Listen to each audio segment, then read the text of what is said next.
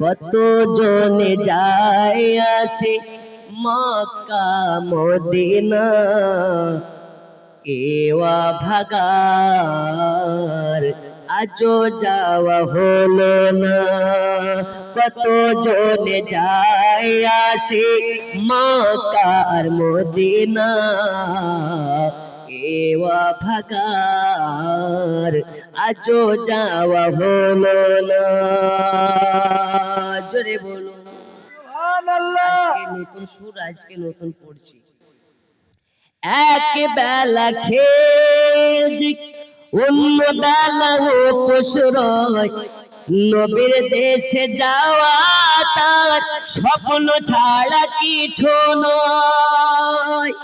এক বেলা খেয়ে অন্য বেলা উপোস রয়, নবীর দেশে যাওয়া তার স্বপ্ন ছাড়া কিছু নয়, স্বপ্ন ছাড়া কিছু নয়।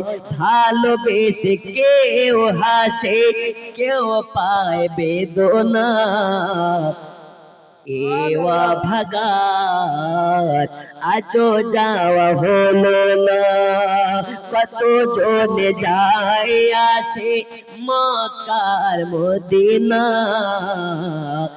এওয়া ভাগার আজও যাওয়া হলো না। জোরে বলুন সুবহানাল্লাহ। মক্কা মদিনার কথা যখন মনে পড়ে, বিরহের ঢেউ বয়ে যায় আমার মনের ঘরে। মক্কা মদিনার কথা যখন মনে পড়ে, বিরহের ঢেউ বয়ে যায় আমার মনের ঘরে, আমার মনের ঘরে। সব জ্বালা সয় হৃদয়, এ জ্বালা তো সহে না, এওয়া ভাগার আজও যাওয়া হলো না। কত জনে যায় আসে মক্কার মদিনা, এওয়া ভাগার আজও যাওয়া হলো না। জোরে বলুন সুবহানাল্লাহ। আমি আবু তাহিরের কপাল যদি এত মন্দ হয়, তুমি তো রহিম রহমান, দয়া করো দয়াময়। জোরে বলুন সুবহানাল্লাহ সুবহানাল্লাহ। আমি আবু তাহিরের কপাল যদি এত মন্দ হয়, তুমি তো রহিম রহমান, দয়া করো দয়াময়, দয়া করো দয়াময়। শুনেছি তোমার দয়ার নেই কোনো সীমানা, এওয়া ভাগার আজও যাওয়া হলো না। কত জনে যায় আসে মক্কার মদিনা, এওয়া ভাগার আজও যাওয়া হলো না। জোরে বলো সুবহানাল্লাহ। আজকে প্রথম লিখেছি গাড়িতে আস্তে আস্তে, আর আজকে প্রথম বললাম। সুর এবং ছন্দ একদম নতুন। আশা করছি নেক্সট যেদিন বলবো সুরও মিলে যাবে, সেরও মিলে যাবে। বলুন ইনশাআল্লাহ। এক বেলা খেয়ে অন্য বেলা উপোস রয়, নবীর দেশে যাওয়া তার স্বপ্ন ছাড়া কিছু নয়, স্বপ্ন ছাড়া কিছু নয়। ভালোবেসে কেউ হাসে, কেউ পায় বেদনা, এওয়া ভাগার আজও যাওয়া হলো না। কত জনে যায় আসে মক্কার মদিনা, এওয়া ভাগার আজও যাওয়া হলো না। আল্লাহ তাআলা আমাদের সকলকে মক্কা মদিনা নসিব করে দিন। জোরে বলুন আমিন। আমিন আরো জোরে আমিন। আমিন মক্কা মদিনা যারা যাবে, নবীর রওজা যারা জিয়ারত করে নেবে, আল্লাহর নবী বলেছেন মান যারা কবরি ওয়াজাবাত লাহু শাফাআতি, যে আমার মাজার জিয়ারত করবে আমি নবী আমার জন্য তাকে শাফায়াত ওয়াজিব হয়ে যাবে। সুবহানাল্লাহ চলুন আর বেশি নয়, 10 মিনিট আলোচনার পরে কিয়াম হয়ে যাবে। এ বাবা সোনামানিকেরা, দয়াল নবীর আমার ইসমাইলের স্বপ্নে এসে বলে ইসমাইল আজ তোমার কাছে আমি মদিনার নবী হাজির হয়েছি। আমি আজকে তোমাকে মেসেজ দিই তোমার বাড়িতে আর একটা কন্যা সন্তান আসতেছে। জোরে বলো সুবহানাল্লাহ। কন্যা হওয়া কত ভালো, আল্লাহ পাক বলে যাকে আমি ভালোবাসি তার বাড়িতে বেশি বেশি কন্যা দান করি। আর যদি আমাদের বাড়িতে প্রথমেই কন্যা হয়ে যায় তো মুখটা বেজায়, যাক হয়েছে যখন দ্বিতীয়বারে হয়তো পুত্র হবে, দ্বিতীয়বারেও যদি হয় ওই বাপের মুখের দিকে তাকানো যায় না। তৃতীয় নাম্বারেও যদি কন্যা হয়ে যায় তাহলে ওই বাড়ির শাশুড়ি বেটাকে বুদ্ধি দেয় এই বউ রাখা যাবে না, ওদের বংশ রোগ আছে, এটা ওদের পুত্র হয় না, সব বেটি কন্যা হয়। আছে না নাই? আছে। কিন্তু আল্লাহ বলে যাকে আমি ভালোবাসি তার বাড়িতে কন্যা সন্তান দান করি। জোরে বলুন সুবহানাল্লাহ তাহলে কন্যা হলে খুশি হবেন না বেজার হবেন? খুশি হবেন তো? বলুন আলহামদুলিল্লাহ। কন্যা দেওয়ার মালিক কে? পুত্র দেওয়ার মালিক কোন মাজারে গিয়ে বেটা হয়, বিটি হয়? মাজারওয়ালা ছেলে দিতে পারে না, ছেলে দেয় কে? কবরে গিয়ে ছেলে চাইলে পাওয়া যাবে? আমরা আল্লাহর ওলি মানি কিন্তু মাজারে গিয়ে জিয়ারত করি, পূজা করি না। বলুন ঠিক না বে ঠিক? আমাদেরকে অনেকে বলে মাজার পূজারি। বেটা খোঁজ নিয়ে দেখ তোরা হচ্ছে শাইখ পূজারি, আর আমরা পূজারি নয়, আমরা হলাম মাজার জিয়ারতকারী। আমরা মাজারে যে পূজা করতে যায় না, জিয়ারত করতে যায়।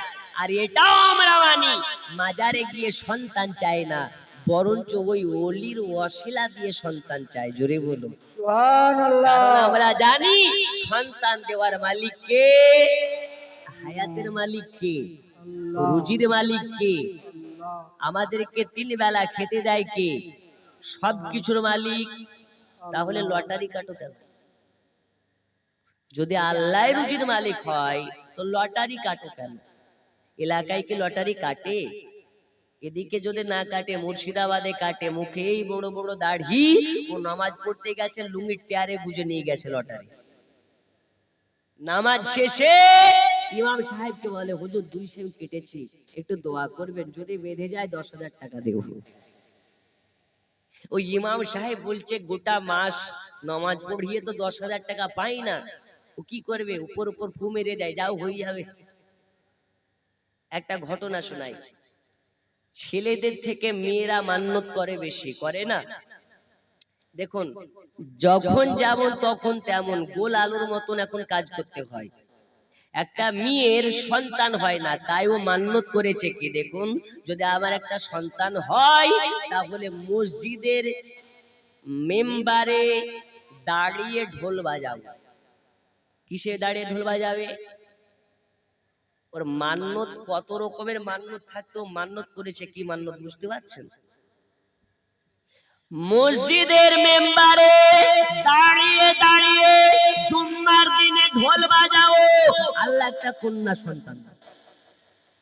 ওর কন্যা হয়ে গেছে তখন ওর মান্যতের কথা মনে পড়ে গেছে, আমি তো মান্যত করেছি জুম্মার দিনে খুতবার জায়গাতে দাঁড়িয়ে ঢোল বাজাবো। এখন কি করা যায়? যদি মান্যত না পূরণ করি আর যদি আমার সন্তান মারা যায় তাহলে তো দ্বিতীয়বার মান্যত করলে ছেলেও পাবো না আর মান্যতও করা যাবে না। তখন ও গ্রামের ইমাম সাহেবকে ডাকছে, ইমাম সাহেব একটা মান্যত করে ফেলেছে, কি করা যায়? এইরকম মান্যত, মসজিদে জুম্মার দিনে ঢোল বাজানোর নিয়াত করেছি, একটু হুজুর কিছু ব্যবস্থা করে দেন।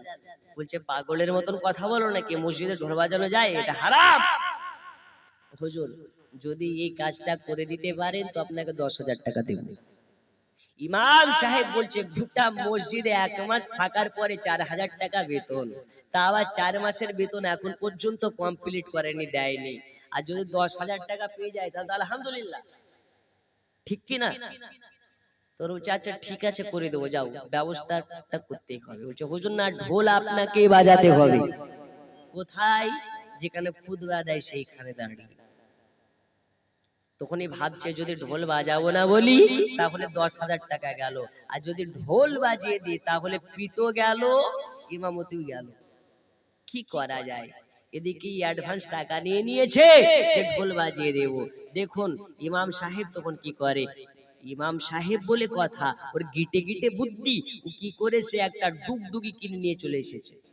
ডুগডুগি বুঝেন? আচারওয়ালারা ডুগ ডুগ ডুগ ডুগ ডুগ ডুগ করে বাজায়। ফেরিওয়ালা দেখেছেন না, ডুগডুগি ডুগ ডুগ ডুগ ডুগ করে বাজায়। ও ডুগডুগি কিনে এনে জুম্মার দিনে বক্তব্য দিচ্ছে, আর মেয়েটাকে বলেছে তুমি জানলার ধারে দাঁড়িয়ে থাকবে, আজকে তোমার ঢোল বাজিয়ে কাজ ছাড়ো। ও দেখতে হবে, ও জানলার ধারে দাঁড়িয়ে, আর ইমাম সাহেব ডুগডুগিটা পকেটে ভরে রেখেছে। ভাবছে আল্লাহ কি করে ঢোল বাজায়, কি করে ডুগডুগি বাজায়, যদি না বাজায় তাহলে 5,000 টাকা দিতে হবে, আর যদি ঢোল বাজিয়ে দিয়ে এইখানে দাঁড়িয়ে তাহলে পিঠও যাবে, ইমামতিও যাবে। আল্লাহ ভরসা, তুমি আমাকে বাঁচাও।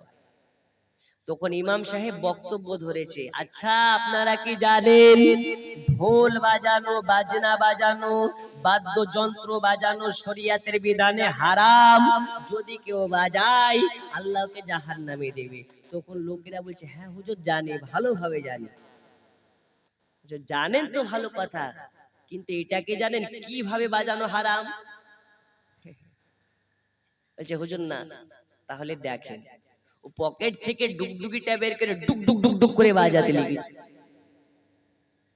ওই মেয়েটা জানলা থেকে দেখে বলছে তো হিটলার ইমাম সাহেব রে, এর গিটে গিটে বুদ্ধি। ওর বক্তব্য দেওয়া হলো ঢোল বাজানো কিভাবে বাজানো হারাম সেটাও বুঝিয়ে দিল, আর আমার মান্যত পূরণ করে দিল। কথা বুঝেননি? তাই বলি ইমাম সাহেবদেরকে ইমাম সাহেবরা যেন বাধ্য হয়ে যায় কোনো কাজ করতে, এইরকমটা করবেন না। ইমাম সাহেবকে যথেষ্ট পরিমাণে দিন যাতে কোনো রকমের অসুবিধা না হয়। বলুন ইনশাআল্লাহ। বছরে 2 লক্ষ টাকা খরচ করে জালসা দিচ্ছেন, 20,000, 30,000, 50,000 টাকা দিয়ে বক্তা দাওয়াত করে আনছেন। 2 ঘন্টা বলে হুজুর বাড়ি চলে যায়, আর সারা মাস থেকে ইমাম সাহেবের বেতন 6,000, 7,000, 8,000। সকল গ্রামবাসীকে আল্লাহর কাঠ গড়াতে দাঁড় করানো হবে। ওই কাঠ গড়াতে দাঁড়িয়ে আল্লাহর কসম আপনারা যারা ইমাম সাহেবের সঙ্গে ন্যায় আচরণ করে না তাদেরকে কৈফিয়ত দিতে হবে।